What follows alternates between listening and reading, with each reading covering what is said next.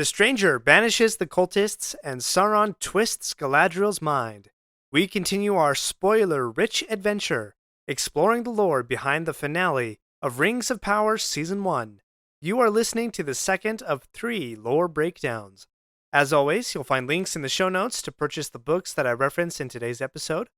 And if you're feeling up to it, you can buy me a wafer of lembas at buymeacoffee.com/LOTR podcast.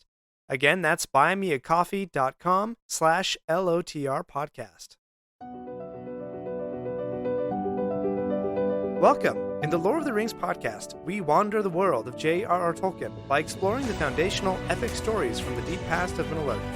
If you enjoyed Tolkien's books, or maybe Peter Jackson's movies, or perhaps you're excited for Amazon Studios' new series, The Rings of Power, and you want to dive deeper into the rich world of Middle-earth, then listen and subscribe. Magovanyan, fellow wanderers. Ahoy! I'd love to tell you about the Jolly Reader podcast, where I, Captain Book, give a whimsical recap and review of fictional young adult murder mystery novels. Some series that have already been covered on the Jolly Reader are Truly Devious, One of Us is Lying, and A Good Girl's Guide to Murder. You can find these episodes on Apple Podcasts, Spotify, Stitcher, and even YouTube if you want to see me throwing Italian hands out of either frustration, excitement, or disbelief. Come sail away with me while I navigate the twists and turns of these tales on the Jolly Reader podcast. We start today back in Eregion, where Celebrimbor and his new buddy Halbrand attempt to alloy the Mithril. But Galadriel has questions. She asks a lore master to find anything he can regarding royal lines in the Southlands.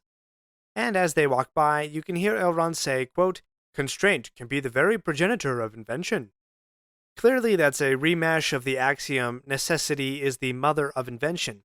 It's an okay line, but it does follow a long tradition of Tolkien taking common phrases and rearranging them slightly, almost as if these common phrases we use today are watered-down versions of phrases that used to be said thousands of years ago in Middle-earth.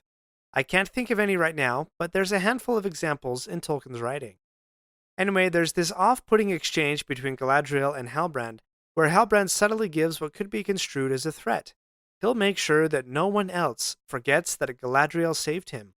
Is this some possible blackmail that Halbrand is going to hold over Galadriel?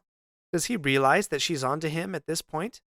We switch storylines back to the cultists as they try to awaken supposed Sauron from the veil that has been placed on his mind. The concept of some sort of barrier being placed on spiritual beings' memory as they take mortal form in Middle-earth is described in Tolkien's Unfinished Tales. Quote, "It is said that being embodied, the Istari had need learn much anew by slow experience. And though they knew whence they came, the memory of the Blessed Realm was to them a vision from afar." I noticed in this episode that the 3 cultists actually have names: the Dweller, who can shapeshift and control fire, the Nomad, and the Ascetic. As far as I know, there's no lore connection to those 3 names or characters specifically. They mention a constellation, one that the stranger has been looking for, called the Hermit's Hat. That constellation specifically is a Rings of Power invention, but they say that the stars can be seen only in one place, the land of Rhûn, far to the east. Rhûn is the farthest east land that we see in the maps that accompany the Lord of the Rings books. But let's connect it to something you likely know. In The Hobbit, Bilbo helps the dwarves reclaim the Lonely Mountain. On the way, they stop in a town of men called Lake Town. That lake has a river running out of it, called the River Celduin, or the River Running. If you follow that river's course, it goes way into the east to a great inland sea called the Sea of Rhûn. This sea may be the last remnants of the once great lake Cuiviénen, by which the elves first awoke in the ancient history before the First Age. Go back and listen to episode 3 of the Lore of the Rings podcast for that story. The cultists also say that in this land the stars are strange. This is a direct quote from Aragorn in the chapter called The Council of Elrond in the Fellowship of the Ring.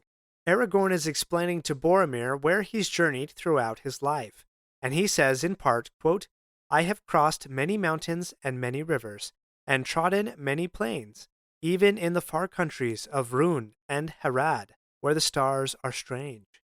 In any case, the cultist tries to convince the stranger that in Rhûn he will regain all his powers. but Nori and the Harfoots interfere, only for Sadok the Trailfinder to take a ninja star to the gut. But in another Rings of Power miracle, he's up and moving around just seconds later without a drop of blood on his shirt. But then, a few minutes later, he dies. Even my kids caught on to this inconsistency when the enchantment was broken, and we dived back to willing suspension of disbelief. They said, "Oh, he's faking it. Look, he's all right." And then when he started to really die, they said, "Oh wait, is he faking it? Oh no, he's actually hurt." But during the battle, Nori takes the staff to the stranger and encourages him, saying, quote, "Only you can choose what you are. You choose by what you do." Now, choice is a big theme for Tolkien. Just look at the stories of Beren and Luthien and their descendant Eärendil, not to mention Aragorn and Sam. It's the smallest of choices, when the character doesn't know all the details and can't see the end from the beginning, that makes the biggest difference in Middle-earth. Gandalf says it best, after Frodo expresses his desperate wish that he had never received the ring.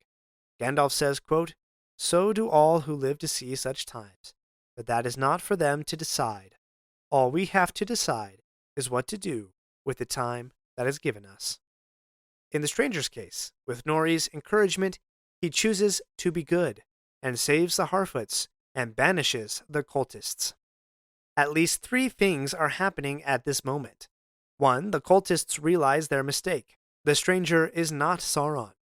They have another word for him, Istar. We'll get to that in the next podcast episode. 2, the stranger, like the dweller minutes before, uses the staff to channel his power. This follows the Tolkien tradition of mighty objects being used as a channel or amplifier of a person's power. As Galadriel reminded Frodo after he looked into her mirror, quote, "Did not Gandalf tell you that the rings give power according to the measure of each possessor?" The same seems to hold true for the wizard's staffs, with the great visual representation of a wizard's duel in Peter Jackson's Fellowship of the Ring movie. The third thing happening at this moment is that the stranger banishes the cultists. First, we realize that his power of speech has returned, and I love what he says, quote, "From shadow you came, to shadow I bid you return." Then he strips them of their mortal guises. This reminds me of when Sauron stripped Finrod and Beren from their disguises, and when Luthien stripped Sauron from his mortal guise. Listen to episodes 21 and 23 for that story. When their spiritual forms are revealed, these cultists look dead and decaying, much like the Nazgul appear to Frodo's eyes when he puts on the ring at Weathertop. But the stranger is able to dissolve the cultists, turning their spirits into moths or butterflies, which connects the stranger to either Gandalf, who used butterflies and moths in the movies, or Radagast, who loved all creatures. But the staff dissolves in the light from the stranger's hand. Let's leave the stranger and the Harfoots to quickly mention Elendil and Miriel as they return to Númenor. Elendil reveals that he is indeed one of the faithful, one of the elf friends, and seems to have regained his resolve to follow the way of the faithful, even after the loss of Isildur. Miriel's father, King Palantir, has apparently died, as shown by all the black flags in the harbor, and there's a shot where Farazôn is staring at the dead king, clearly contemplating his own mortality and the nature of death. And that is the last of the Númenóreans that we see in Season 1. Bouncing back to Eregion, Celebrimbor and Halbrand are attempting to make an alloy from the mithril. Elrond has some unhelpful advice about the boundaries between the seen and unseen worlds being softened. Celebrimbor laments the high pressure the mithril is under. Galadriel suggests a break and gives Halbrand an idea. Be gentle with the mithril. At that moment, the elven librarian returns with a scroll, and he and Galadriel go examine it, much to Halbrand's distress. Why is he so worried about what Galadriel will discover from that scroll? Well, we're about to find out. We're not done yet. If you like this episode, please leave a review and share with your friends. And remember to subscribe if you haven't already. We'll be right back. In looking at the scroll, Galadriel realizes that there is no king in the Southlands, not for 1,000 years. She confronts Halbrand. Halbrand claims that he told the truth. He found the royal token on a dead man. And then he and Galadriel have different versions of what happened on the raft and in Númenor. He also claims that Adar was his enemy. Galadriel asks for his name, and then Halbrand gives it all away. Quote, I have been awake since before the breaking of the first silence. In that time, I have had many names. Boom, there it is. That's enough for Galadriel to know that Halbrand is Sauron. But don't be hasty. Let's examine Halbrand Sauron's claims. He's been awake since before the breaking of the first silence? What does that mean? Well, on the surface, he's establishing his power and prestige over Galadriel. She who was born before the sun and moon and told Halbrand on the raft that his life was much shorter than hers. Well, sorry sister, Sauron has been around even longer. Let's go back to the first line of the Silmarillion. Quote, there was Eru, the One, who in Arda is called Ilúvatar, and he made first the Ainur, the Holy Ones, that were the offspring of his thought, and they were with him before aught else was made. And he spoke to them, propounding to them themes of music, and they sang before him, and he was glad. Let's break that down. The divine hierarchy of Tolkien's world begins with the one god named Eru or Ilúvatar.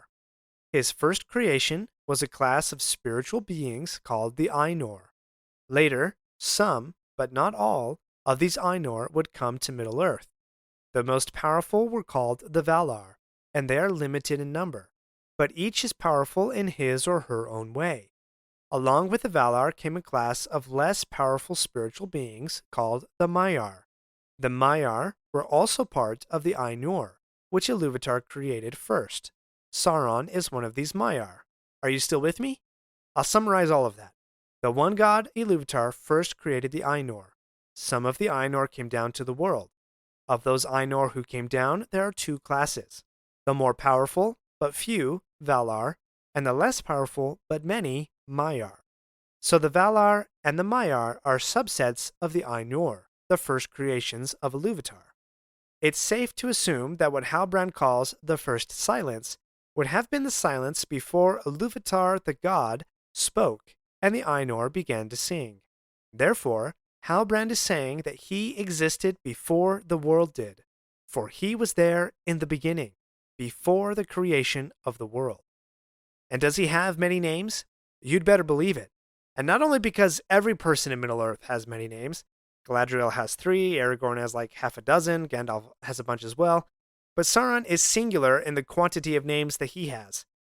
This is also a callback to a previous Rings of Power episode, I can't remember which one, where the elves are trying to guess who Adar is. But here's a short list of names for Sauron, courtesy of TolkienGateway.net. Base Master of Treachery, the Black One, the Black Hand, the Dark Lord, the Deceiver, the Eye, the King of Kings, the Lord of the Earth, the Necromancer, the Nameless. Yeah, Voldemort copied Sauron on that one. The Shadow, the Sorcerer, Anatar, and so on. I think you get the idea. He's got a lot of names, and apparently Halbrand is now one of them. Galadriel puts out her dagger and attempts to cut down Halbrand, but he stops her effortlessly. Their eyes meet before Galadriel falls into a stupor, and Sauron's psychological games begin. Before we look at the mind games, let's consider Sauron's eyes. The great all-seeing eye would be Sauron's symbol in the Third Age, and is described at one point as, quote, the eye of Sauron, the terrible, few could endure. To demonstrate this, there's a little gem in the beginning of the story of Beren and Luthien, where Sauron has captured one of Beren's companions, who breaks the location of their secret camp. Quote, now Gorlim would have drawn back, but daunted by the eyes of Sauron, he told at last all he would know. Then Sauron laughed, and he mocked Gorlim, and revealed to him that he had seen only a phantom devised by wizardry to entrap him. Similar to Beren's friend, Galadriel is now about to be entrapped in a phantom devised by wizardry as Sauron makes his move against Galadriel. We're going to examine these mind games one by one. I gotta say, I think these were a brilliant idea to demonstrate the struggle between Galadriel and Sauron. This psychological struggle seems to be Galadriel's chief fight against Sauron, as she explains to Frodo, quote, I know what it is you last saw, for that is also in my mind. I perceive the Dark Lord and know his mind, or all of his mind that concerns the elves, and he gropes ever to see me and my thought, but still the door is closed. She claims this mental warfare is the primary means by which Lothlorien is protected. However, with Halbrand, Galadriel has not yet learned to close her mind to Sauron. We see this in the first mind game. Galadriel is again in Valinor, apparently, and the first thing she says is, quote, "Get out of my mind." This first mind game is a plea to Galadriel's connection with her brother Finrod. Sauron's projection of Finrod is able to disarm Galadriel from the dagger, symbolically removing her from the light of the two trees that is represented by the gold and silver dagger. But Finrod's claims sound eerily like Adar. Sauron sought peace and to heal Middle-earth, but then he says, quote, "Just as your fellow elves are seeking to do." My daughter picked up on that line right away and said, "That's not her brother, that's Sauron." I asked her how she knew, and she said, "Because he said, 'your fellow elves,' meaning that he's not an elf. But her brother would be an elf, and probably would have said, 'our fellow elves.' What a clever kid I have." Then he recalls his original advice to her about having to touch the darkness or such nonsense like that, but he says, quote, "Touch the darkness once more." But Galadriel realizes the farce. When the familial plea doesn't work, Sauron changes tactics. Now he'll use a friendship or even romantic argument to persuade Galadriel. We're back in the raft scene again from episode 2, where Halbrand claims to be Galadriel's friend, much like Elrond did before. But Sauron claims that he felt relieved after his master Morgoth's downfall, saying that he, quote, "felt the light of the One again." The One refers to Eru Ilúvatar, who created the world and about whom we just explored a minute ago. Sauron says he realized he needed to heal Middle-earth, and this line from the Silmarillion gives some weight to that claim. Quote, "When Morgoth was overthrown, Sauron put on his fair hue again, and did obeisance to the herald of the Valar, and abjured all his evil deeds. And some hold that this was not at first falsely done, but that Sauron in truth repented, if only out of fear." Halbrand even invokes Galadriel's own words after the battle. Quote, "Whatever it is he did to you, and whatever it is you did, be free of it."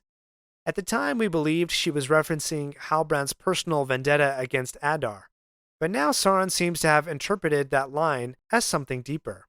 Be free of whatever Morgoth did to you. Be free of the evil you have done. Then we get to my favorite part of this episode. The camera twists in an unsettling way, much like Sauron's twisted arguments, and we see, just for a moment, the Lady of Light and the Lord of Darkness, silhouetted and reflected in the water. I just love it. Sauron says that he's the only one who understands Galadriel, contrasting him with the other male figures in her life, and Halbrand's arguments pull directly from Galadriel's words as she is tempted to take the ring. Quote, "And now at last it comes. You will give me the ring freely.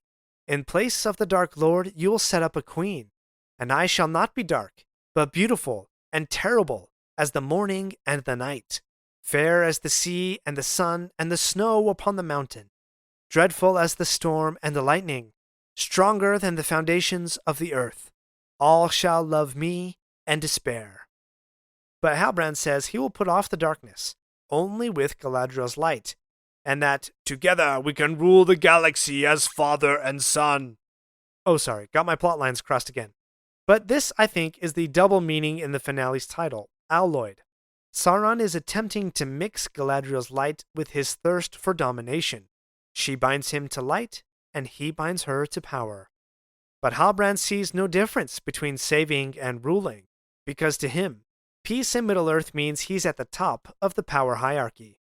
In Galadriel's hand again is the gold and silver dagger, representing the light of the two trees, and she is able to see through Sauron's lies and refuses the romantic plea. So Sauron changes the mind games for a third time. Blackmail. The storm on the sea rages again. Notice it comes from the right side of the screen versus in episode 2 the storm came from the left. Again, these are mind games, not accurate representations of past or future events. He reminds her that the shadow is spreading, and time is limited for the elves. She has no choice. No one listens to Galadriel. She's been cast out for lesser reasons. What will they do when they learn that she has saved, helped, and allied with their enemy? But Galadriel is no longer daunted by his eyes, claiming that he will die because of her.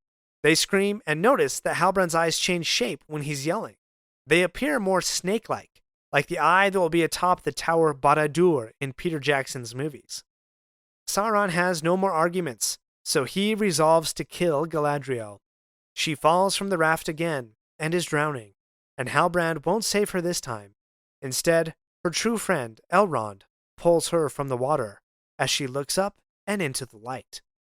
But she fears the mind games are continuing, and she gives Sauron one of his more well-known titles, Deceiver! Elrond can verify his identity, and Sauron's mind games are over. And if you're wondering what the elvish phrase means that Elrond whispers to Galadriel as their foreheads touch, he says, Aquith te se, which roughly means, life to you. That's the end of the lore for today. Join me in a couple of days where I'll break down the lore in the final scenes of the Rings of Power Season 1 finale, the forging of the 3 rings for the elves. And if you like what you heard today, please leave a rating and review, and share with a friend. You never know who might be drowning in Sauron's twisted mind games, and you may just be the friend they need to pull them out of the water and into the light. Thanks for listening, and allow me to close with Aquith te se melon.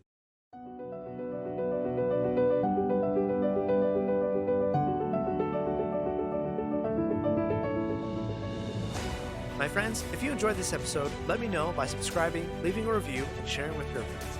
Follow me on Facebook or Instagram at Lore of the Rings Podcast. For feedback on the show, please email me using the link in the show notes. Until next Thursday, remember, not all those who wander are lost.